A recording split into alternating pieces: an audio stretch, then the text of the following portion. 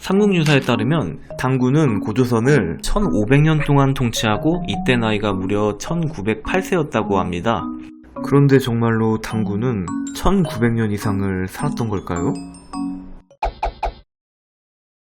최근 과학자들의 연구에 따르면 인간의 한계 수명은 최대 150년이라고 합니다. 이는 어떠한 병에 걸리지 않고 아무리 건강하게 천수를 누려도 150살 이상은 살 수 없다는 얘기인데요. 이렇듯 의학기술이 발달한 현대의 기준으로 보았을 때 1908살이라는 나이는 조금 터무니없어 보이기는 합니다. 사실 당군뿐만 아니라 전세계 어느 건국 신화를 살펴봐도 이런 비현실적인 요소는 많이 등장하는데요. 그래서 우리는 이것을 적혀있는 그대로 보지 않고 신화적인 요소로 보고 다양한 해석을 내놓고 있습니다. 이를테면 1900년 동안 통치했다는 건 단군이 한 사람이 아닌 여러 명이 있었고, 호랑이와 곰이 쑥과 마늘을 먹고 그중 곰이 사람이 되었다는 건 호랑이를 섬기는 부족과 곰을 섬기는 부족이 있었는데, 곰 부족이 호랑이 부족을 몰아내고 발전된 사회를 이루었다는 식으로 말이죠. 자, 그러면 너무 오래전 이야기 말고 현대와 가까운 비교적 최근의 기록을 한번 살펴볼까요? 중국 청나라 시대에 살던 리칭위는 1677년에 태어나서 무려 256년을 살고 1933년에 세상을 떠났다고 합니다. 하지만 태어난 연도가 불명확하고 출생 기록이나 믿을 수 있는 구체적인 증거를 남기지 못해서 이는 인정받지 못하고 있습니다. 그리고 인도의 데브라하 바바는 1990년 사망하기 전까지 무려 750살 이상을 살았다고 하고, 소련의 시렐리 미슬리모프는 168세, 인도네시아의 은바고토는 146세, 그 외에도 자신이 200살 이상 살았다고 주장하는 이는 매년 꾸준히 등장하고 있는데요. 아쉽게도 이들 모두 공식적으로는 인정받지 못하고 있습니다. 왜냐하면 이들이 살던 시대엔 아직 제대로 된 근대식 행정체계가 자리잡지 못해서 제대로 된 출생 기록이나 증거를 남기지 못했기 때문입니다. 당장 우리나라만 살펴봐도 1940년 이전에 출생한 노인들 중에는 실제 나이와 신분증 나이가 한두 살 차이 나는 경우는 흔하고, 심지어 본인의 형제나 심하면 부모의 호적을 그대로 물려받고 사는 사람이 존재할 정도입니다. 그렇다면 공식적으로 인정받는 세계에서 가장 오래 산 사람은 누구일까요? 그건 바로 122세까지 생존한 프랑스의 잔 루이스 칼망입니다.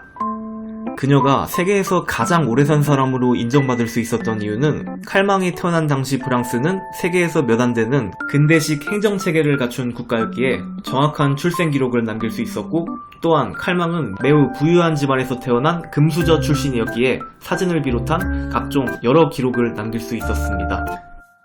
칼망이 살았던 122년을 다른 역사적 인물들과 한번 비교해보면 우리에게 잘 알려진 백범 김구선생이나 천재의 대명사로 유명한 아인슈타인보다 나이가 많았고, 헌신적인 의사로 추앙받는 슈바이처 박사와 대한민국의 첫 대통령인 이승만과 무려 동갑이었습니다.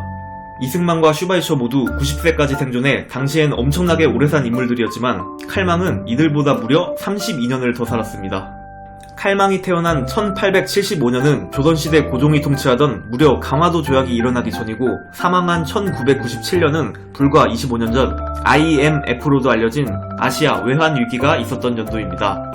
1차 세계대전이 시작되었을 당시 칼망은 이미 한국 나이로 40이었고 2차 세계대전이 끝났을 땐 70이 넘는 고령이었으니 19세기 후반과 20세기를 모두 경험한 그야말로 근현대사의 산 증인이라고 할 수 있습니다. 또 워낙에 오래 산 인물이라 그런지 살면서 수많은 에피소드를 남겼는데요. 대표적으로 1888년 스스로 귀를 자른 화가로 잘 알려진 빈센트 반 고흐를 직접 만나본 적이 있다고 합니다. 당시 우리 나이로 중학생이었던 칼망은 삼촌이 운영하는 가게에서 고흐를 만났는데 첫인상을 이렇게 느꼈다고 합니다. 지저분한 옷차림에 불쾌한 인상. 후에 고흐가 칼망에게 직접 초상화를 그려주겠다는 제안을 했지만 동네 사람들의 눈길 때문에 거절했다고 합니다.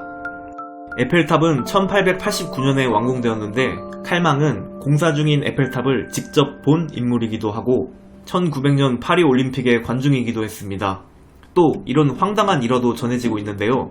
1965년 당시 90세의 나이로 인생의 황혼기를 준비하고 있던 칼망은 유일한 자녀였던 딸 이본이 40도 안 된 나이에 늑막염으로 요절하고 외손자도 자손을 남기지 못한 채 교통사고로 사망하여 상속을 해줄 사람이 없자 같은 동네에 살던 48세 변호사 앙드레에게 우발적으로 아파트를 매매하기로 결정합니다. 이때 조건이 있었는데 본인이 살아있는 동안에 매달 우리나라 돈으로 약 50만원 정도 되는 돈을 지급하고 사후에 아파트 소유권을 받는다는 내용이었습니다. 당연히 90세가 넘는 칼망이 오늘 내일 하는 나이였으니 변호사 입장에선 전혀 손해볼 게 없는 조건이었고 당시 양측 모두 만족스럽게 계약을 체결했다고 합니다.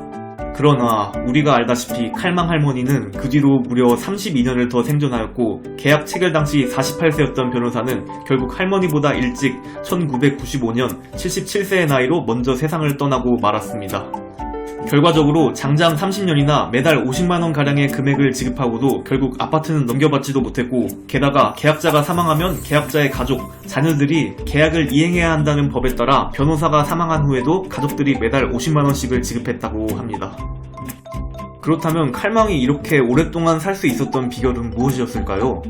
우선 칼망의 집안은 대대로 이어져 온 장수 집안이었습니다. 칼망의 딸과 외손자가 늑막염과 사고로 일찍 요절하긴 했지만 오빠인 프랑스와는 97세, 아버지인 니콜라는 92세, 어머니도 86세로 19세기 사람들의 평균 수명을 고려해봤을 때 이들 모두 굉장히 오래 산 케이스였습니다. 또한 금수저 집안 출신이었던 칼망은 평생 생계를 위해 돈을 벌거나 직업을 가진 적이 거의 없었으며 테니스나 수영, 오페라와 같은 고급 취미를 즐겼다고 합니다. 그런데 현대인의 기준으로 보았을 때 장수인답지 않은 소위 말하는 건강에 좋지 않은 행동도 많이 했는데요. 20살쯤에 배운 담배를 무려 110살이 넘는 나이까지 피웠고 맵고 짠 음식을 즐겼으며 튀긴 음식과 초콜릿을 디저트로 자주 먹었다고 합니다. 이렇게 먹고 싶은 거 잘 먹고 하고 싶은 거 다 하고 장수한 걸 보면 정말 스트레스가 만병의 근원이라는 말이 맞는 것 같습니다. 이번 시간에는 세계에서 가장 오래 산 사람에 대해 알아봤는데요. 오래 사는 것도 중요하지만 그 기간 동안 얼마나 의미 있고 보람찬 일을 했는지도 중요한 것 같습니다. 저는 개인적으로 인생은 짧고 굵게 살다 가고 싶네요. 이상 저의 첫 영상이었는데 재미있게 보셨나요? 다음에는 조금 더 재미있고 흥미로운 주제로 찾아뵙도록 하겠습니다. 감사합니다.